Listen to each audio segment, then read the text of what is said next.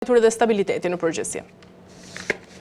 Atëherë të pranojmë disa fakte që po ndodhin tashmë në Europë.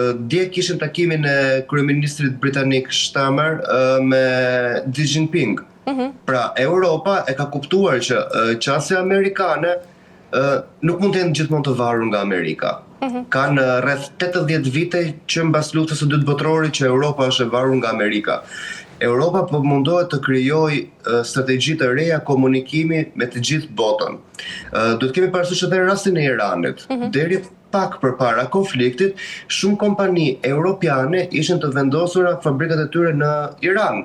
Pra flasim për automjetet franceze, për Citroenin, Peugeot, sektori automobilistik, të cilët ishin vendosur fabrikat e tyre i kishin në Iran.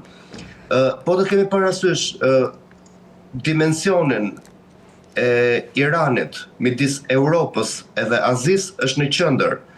Pra është pika lidhëse, kështu që Irani është i domosdoshëm për të gjitha krahët si një nyje strategjike, politike po dhe ekonomike për zhvillimin global. Europa nga ana saj duhet të theksojmë, i mbron parimet e të drejtave dhe lirive të njeriu dhe i dënon ato që po ndodhin në Iran, sepse duhet kemi parasysh që regjimi tashmë në Iran nuk është një regjim demokratik. Pra kemi të bëjmë me një regjim autoritar, me një regjim i cili vendos doktrinën fetare përmbi normat kushtetuese, diçka e cila Europa i ka dhënë fund që në vitin 1700 kur rrezoi monarkit. Prandaj për sa i përket Europës, dihet që çështja ose ana ku ata do mbajnë krahun politik edhe ushtarak do jetë për krah NATO, ose në këtë rast do jetë për krah Shteteve të Bashkuara të Amerikës, por ajo çfarë kërkojnë të gjithë momentalisht në kushtet që flasim është zhvillimi i tregtisë dhe i ekonomisë. Edhe kur vjen puna për të bërë tregtin me lindjen, Irani është nyja lidhëse. E qartë, por nëse retorika agresive e REI do të vazhdojë dhe nuk arrihet një marrëveshje diplomatike, sa i mundshëm është një konflikt i hapur dhe ndërkaq cilat do të ishin dhe pasojat që mund të kemë për sigurinë e rajonit sigurisht, por edhe tregjet energjetike?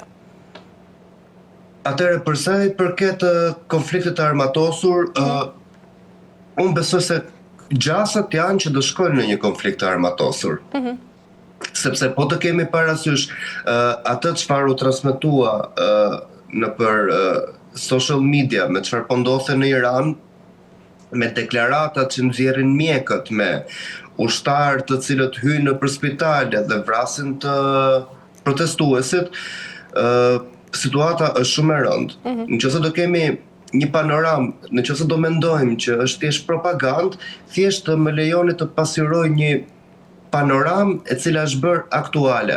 Ndërkohë që po bëheshin protestat në Iran, kryesorët në këtë protesta ishte rinia. Ajatollahu nga ana e tij bëri një anti-miting për të treguar forcën e qeverisë. Ishte moshe thyer. Pra, ajo që po ndodh në Iran është me të vërtetë rinia që kërkon demokratizim dhe kërkon një gjendje normale. A kërkojnë ata rivendosjen e monarkisë? Nuk e besoj, pasi kemi të bëjmë me një shtet i cili errëzoi vetë monarkinë. Pra pjesa më e madhe e Iranit zgjodhën sistemin e Ajatollahut. Zgjodhën versionin shiit të kushtetutës së tyre islamike.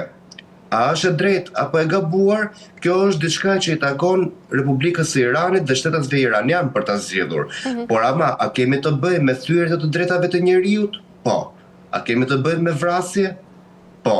A është ky regjim i rrezikshëm përsa i përket stabilitetit në rajon? Mund të themi se po. Kemi të bëjmë me një shtet i cili dënon ekzistencën e Izraelit në rajon.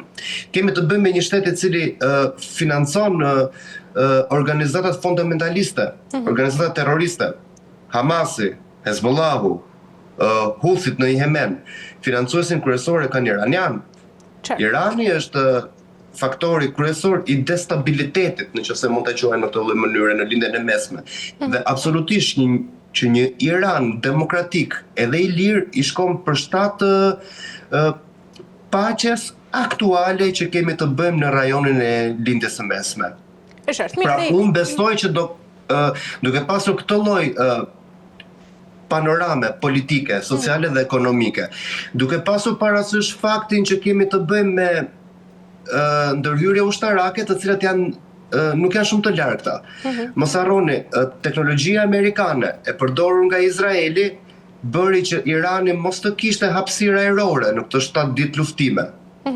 Pra, nëse do futemi me teknologjinë ushtarake, është totalisht absurditet të thuash që Irani do t'i mbizotëronte fuqisë së Shteteve të Bashkuara të Amerikës. Unë kam parë ka politologë të cilët janë me një lloj ideje që Irani mund të mbijetojë sepse ka raketet balistike. Po, Irani i ka raketet balistike. Irani ka edhe sistemin ajror rus përse përket mbrojtjes nga avionët, por do të kemi parasysh që ky sistem përpara një jave u thye në Venezuelë. Pikërisht nga Shtetet e Bashkuara të Amerikës. Kështu që Shtetet e Bashkuara të Amerikës e kanë treguar që ushtarakisht, teknologjikisht janë superior. Jo vetëm ndaj Iranit, po edhe ndaj superfuqisë tjetër, që në këtë rast është Rusia. Pasi e thyen sistemin ajror rus, thyen edhe dronet kineze në Venezuelë, kështu që pavarësisht propagandës, Irani tashmë është detyruar dhe dëshpërimisht kërkon paqe me Shtetet e Bashkuara të Amerikës. Dhe po të keni vënë re deklaratat të cilat janë bërë nga kryeministri iranian, thonë që ne jemi për uljen në negociata dhe në diskutime. Mirë, Ri, se i përket Rusisë, duke parë se Rusia tashmë ka planuar vetëm një marrëveshje të pjesshme dhe të përkohshme, sigurisht, sa efektiv mund të jetë ky armëpushim për lehtësimin e krizës humanitare në Ukrainë dhe nga ana tjetër, a mundet të interpretohet si një fitore diplomatike për SBA-n? Është një fitore diplomatike spektakolare për SBA-n, po edhe për Rusinë nga ana tjetër, sepse kemi të bëjmë me dy superfuqitë që njohin vetëm autoritetin e njëra tjetrës, të cilët ranë në dakordësi me njëra tjetrën për të caktuar një plan paqeje, një javor që mos të bombardohet Kievi. Po ishte për Kievin, jo për zonat e tjera të luftimit, pra flas për zonën e Donbasit, në të cilin Rusia kërkon të vendosë hegemoninë e saj maksimale. U bën në këtë farë mënyre për të treguar që ne jemi të gatshëm për të negociuar.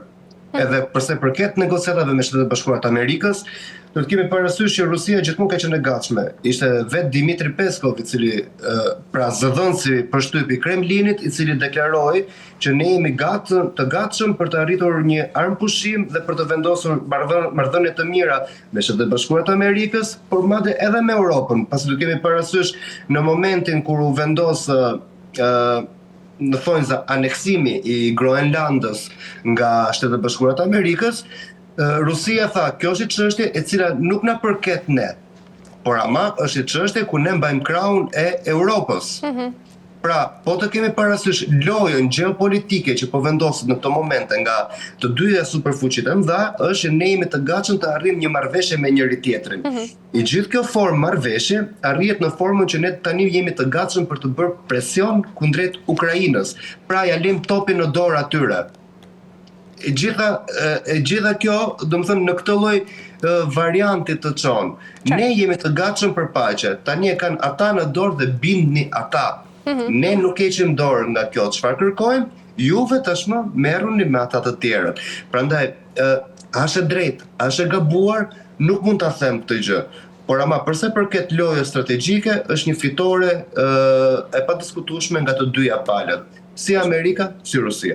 Qartë, mirë, për të mbyllur sepse jemi në fund për shkak të kohës televizive. Ndërkaq, Trump tha se i kërkoi personalisht Putinit të ndalojë sulme në Kiev edhe shtete të tjera, por sa i rëndësishëm është i gjithë ky ndikim i një negociate direkte midis liderëve për zgjedhjen e krizave ushtarake dhe nga ana tjetër, a mund të jetë kjo ndoshta një precedent për ndërhyrje të ngjashme edhe në të ardhmen? Në fakt, faktikisht po kërkohet një marrëveshje, sepse marrëveshja intereson Rusisë në këtë moment. Intereson Rusisë sepse po shikohet si po shkon situata në Iran. Mos harroni që furnizuesi kryesor i Rusisë me raketa dhe me drona, i cili mban gjallë luftimet në frontin juglindor, është pikërisht ndihma e Iranit. Duke pasur parasysh faktin se si po shkon situata në Iran, Rusia po e kupton që kjo luftë nuk mund të shkojë pafund, sidomos nëse ikën aleati kryesor në jug. Duke qenë se ka e njeh situatën në të cilën po ndodhet, po krijon më shumë marrëdhënie diplomatike me Shtetet Bashkuara të Amerikës për të arritur një lloj paqeje në Ukrainë.